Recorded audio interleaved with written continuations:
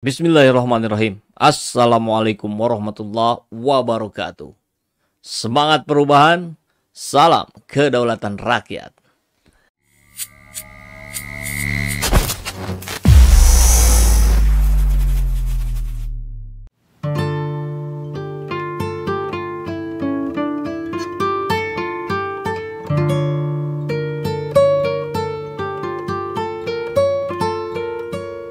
Setiap hari raya keagamaan, umat merayakan dengan sukacita. Berkah hari raya juga dirasakan para narapidana. Semua berkesempatan mendapatkan potongan masa hukuman penjara yang tengah dijalani, apapun jenis tindakan pidana yang membuat mereka dijebloskan ke penjara. Para pelaku tindak pidana korupsi pun bisa mendapatkan remisi. Tahun ini, dalam rangka Hari Raya Idul Fitri 1445 Hijriah, sebanyak 240 napi kasus korupsi yang menjalani hukuman di Lembaga Pemasyarakatan atau LP Sukamiskin Bandung memperoleh remisi. Salah satunya mantan Ketua DPR Setia Novanto atau Setnov, terpidana kasus mega korupsi proyek pengadaan KTP-E. Setnov diganjar remisi 1 bulan dan dengan mudah telah mendapatkan akumulasi pengurangan masa hukuman sebanyak 5 bulan dalam 2 tahun terakhir. Hak remisi diobral untuk memanjakan para koruptor. Pemberian remisi yang longgar kepada koruptor tergolong baru. Hak yang sempat dipagari rapat-rapat oleh peraturan pemerintah atau PP nomor 99 tahun 2012 itu bisa dengan mudah diumbar berkat ketentuan Undang-Undang nomor 22 tahun 2022 tentang pemasyarakatan. Pasal 10 Undang-Undang Pemasyarakatan mengatur pemberian hak-hak kepada semua narapidana tanpa mendiskriminasi menurut jenis kejahatannya. Selain remisi, hak itu mencakup asimilasi, cuti mengunjungi atau dikunjungi keluarga, cuti bersyarat, cuti menjelang bebas, hak pembebasan bersyarat, dan hak lain seusai dengan ketentuan peraturan perundang-undangan. Bila napi ingin mendapatkan hak-hak tersebut, syaratnya sangat mudah. Cukup dengan berkelakuan baik, aktif mengikuti program pembinaan dan telah menunjukkan penurunan tingkat risiko. Dengan pembatalan PP nomor 99 tahun 2012 oleh Mahkamah Agung pada 2021, untuk mendapat remisi, napi kasus korupsi tidak lagi harus menjadi justice kolaborator atau saksi pelaku yang membantu penegak hukum membongkar perkara yang melibatkannya. Remisi biasanya dibiarkan 2 kali dalam setahun, di Hari Raya Keagamaan dan pada momentum Hari Ulang Tahun Kemerdekaan Republik Indonesia pada 17 Agustus. Dengan obral remisi, para koruptor akan semakin cepat bebas. Hal ini sangat mengusik rasa keadilan masyarakat. Padahal, koruptor kerap mendapatkan vonis ringan di pengadilan tingkat pertama maupun tingkat banding. Tidak jarang pula mereka dihadiahi diskon hukuman sampai pembebasan oleh MA lewat putusan kasasi. Baru 2 pekan lalu, Pengadilan Tindak Pidana Korupsi atau Tipikor pada Pengadilan Negeri Jakarta Pusat menjatuhkan vonis 6 tahun penjara dari tuntutan 13 tahun 8 bulan kepada Sekretaris Nonaktif MA Hasbi Hasan. Majelis Hakim menyatakan Hasbi terbukti secara sah dan meyakinkan melakukan tindak pidana korupsi secara bersama-sama dan berlanjut terkait pengurusan perkara di lingkungan MA. Di perkara itu, aroma mafia peradilan begitu kuat, namun nyatanya hakim hanya mengganjar dengan hukuman ringan.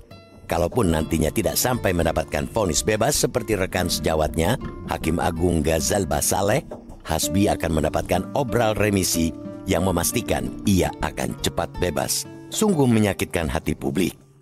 Mengingat korupsi merupakan kejahatan luar biasa, sudah saatnya persyaratan hak remisi bagi narapidana korupsi maupun tindak pidana kejahatan luar biasa lainnya harus diperketat kembali. Revisi Undang-Undang Pemasyarakatan menjadi keniscayaan bila para pembuat undang-undang memiliki komitmen kuat memberantas korupsi. Di saat yang sama, sisi penindakan dalam proses peradilan mesti diperkuat. Publik kini bukan hanya mengetuk, tapi menggedor hati nurani legislator untuk segera mengesahkan Undang-Undang Perampasan Aset Tindak Pidana. Hanya dengan undang-undang tersebut, hukuman pemiskinan koruptor bisa diberlakukan sekaligus untuk memberikan efek jera yang efektif. Saatnya kita membuktikan bahwa kita masih serius memerangi korupsi. Perang yang sebenarnya bukan perang-perangan belaka. Kita tahu ya, kemarin gempar sekali pemberitaan mengenai harta para pejabat yang disinyalir dengan sangat kuat merupakan hasil dari tindak pidana korupsi atau TPPU, tindak pidana pencucian uang. Artinya, lagi-lagi hari ini kita diberikan sebuah fakta bahwa banyak sekali para pejabat kita yang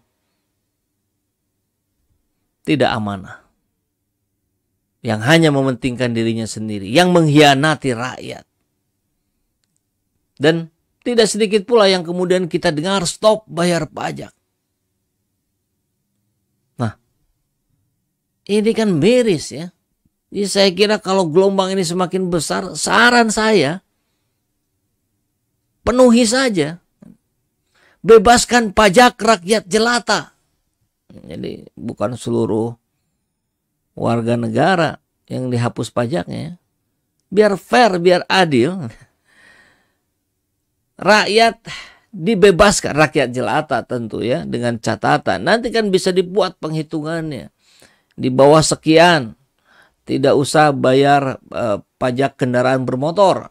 Di bawah harga sekian, tidak perlu bayar PBB. Di Jakarta kan sudah ya, rumah di bawah 2 miliar bebas dari PBB. Nah, ini yang harus dicontoh gitu oleh seluruh wilayah di Indonesia. Bahkan harusnya menjadi gerakan nasional. Kalau perlu munculkan perpunya. Nah, kali-kali Pak Presiden bikinlah perpu yang membahagiakan rakyatnya gitu ya. Bukan yang kemudian membuat sakit hati rakyat. Nah, itu satu. Kemudian sita seluruh aset pejabat kaya. Karena pejabat tidak boleh kaya. Kan gitu. Kalau mau kaya jadilah pengusaha. Oh. Jangan jadi pejabat. Pejabat tuh nggak boleh kaya. Nah, tinggal dibuat nanti hitungannya yang disebut kaya itu bagaimana, kan harus sesuai tadi, biasa sudah kita bahas kemarin, sesuai dengan profilnya. Berapa harta maksimal yang bisa dia dapatkan. Pejabat nggak boleh nyambi sebagai pengusaha. Bagaimana dia bisa fokus mengerjakan tugasnya kalau dia nyambi sebagai pengusaha? Otaknya otak pengusaha nanti. Berpikirnya untung. Kan begitu. Siapa yang pengusaha? Banyak sekali. Prabowo, pengusaha besar. Sandiaga Uno, luar biasa kekayaannya. Naik berlipat-lipat. Siapa lagi? Erick Thohir, LBP. Dan banyak lagi yang lainnya. Nah, yang kemudian pejabat hartanya melewati batas, yang kita sebut sebagai pejabat kaya, sita seluruh asetnya. Jadikan itu harta negara. Karena mereka sudah mengkorupsi uang negara. Atau jadikan itu uang rakyat. Karena mereka sudah mengkorupsi uang rakyat. Bangun jalan-jalan segala macam dari situ. Nggak usah ngutang dari Cina. Ini kita lihat. Uang hantu kemarin yang ramai dibicarakan di video sebelumnya, saya sudah bahas juga. 300 triliun. 300 triliun. Itu bisa membiayai berapa jalan tol, berapa jembatan, berapa pembangunan yang lain-lain. Atau bahkan untuk bayar hutang dulu deh. Terus dari mana nanti penggantinya dari pajak uang rakyat kecil itu yang dihapus? Ya genjot pariwisata. Genjot keuntungan BUMN. Jangan lagi ada rangkap jabatan. Kurangi gaji komisaris, gaji direksi. Kan bisa. Ini harusnya menjadi perhatian penuh kalau rezim Jokowi hari ini ingin husnul khotimah. Jangan sampai su'ul khotimah. Kalau su'ul khotimah yang begini dibiarin gitu. Jadi biar husnul khotimah, akhir yang baik. Ya buat gebrakan yang pro rakyat. Nah, kita coba simak. Ini ada sebuah video pemaparan dari Sri Mulyani yang cukup mengagetkan. dari Kick Andy ya. Menurut Undang-Undang Keuangan Negara, saya tidak boleh menerima gaji lebih dari 1. Nah, namun ini ada triknya juga kalau rangkap jabatan. Oke. KPK mengatakan, hai, maksudnya baik ini KPK. Hai masyarakat, setelah kami melakukan investigasi, kalian nggak bisa berburuk sangka bahwa harta kekayaan pejabat-pejabat di Kementerian Keuangan atau jajarannya itu hasil korupsi. Nggak boleh. Ternyata temuan kami ada pejabat-pejabat yang kemudian punya harta kekayaan melebihi profilnya karena dia bekerja juga sebagai komisaris di BUMN. Bahkan isunya kemudian gajinya 2 miliar. Orang kemudian mempertanyakan, ada LSM yang mengatakan bahwa ada 11 eselon 1 yang merangkap jabatan termasuk wakil menteri keuangan. Ternyata undang-undang melarang menteri dan wakil menteri untuk jadi komisaris. Eselon 1 nggak ada larangan, tetapi ini soal kepatutan lagi. Jadi jangan bilang Anda bahwa saya membingungkan ini ya. Saya hanya mempertanyakan.